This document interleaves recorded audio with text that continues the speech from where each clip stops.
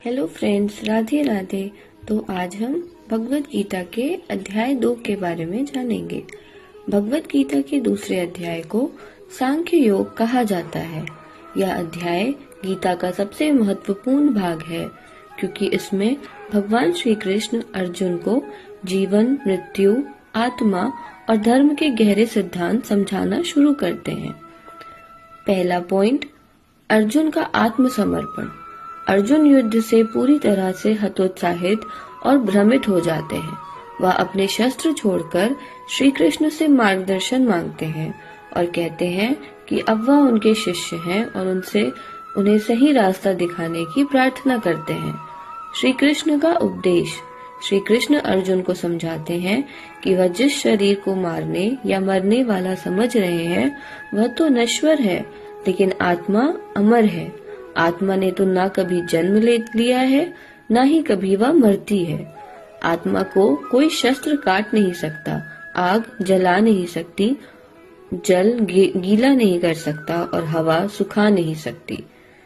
कर्म और कर्तव्य का महत्व। श्री कृष्ण अर्जुन को उनके क्षत्रिय धर्म की याद दिलाते हैं। वह कहते हैं कि वह एक योद्धा है और योद्धा का धर्म युद्ध में भाग लेने का कर्तव्य होता है। कर्म करो लेकिन फल की इच्छा मत करो। कर्मणे वाधिकारस्ते मा फलेषु कदाचन।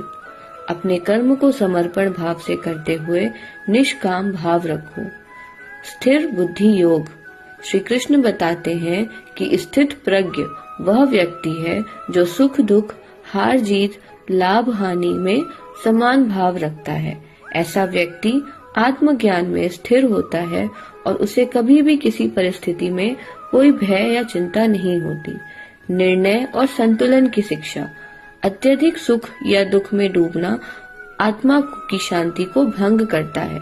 अर्जुन को सलाह दी जाती है कि वह संतुलित दृष्टिकोण अपनाए और अपने कर्तव्य को पूरी निष्ठा से निभाए। यह अध्याय न केवल अर्जुन के लिए बल्कि हम सभी के लिए जीवन के कठिन निर्णयों में मार्गदर्शन प्रदान करता है और सही दृष्टिकोण से कर्म करने की प्रेरणा देता है।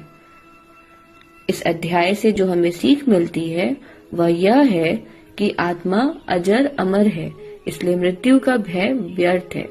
अपने कर्तव्यों का पालन करना सबसे बड़ा धर्म है। सफलता और असफलता में समान रहने वाला व्यक्ति ही सच्चा योगी है। जीवन में कर्म करते समय परिणाम की चिंता ना करें, बस अपने कर्म पर ध्यान केंद्रित करें। राधे राधे।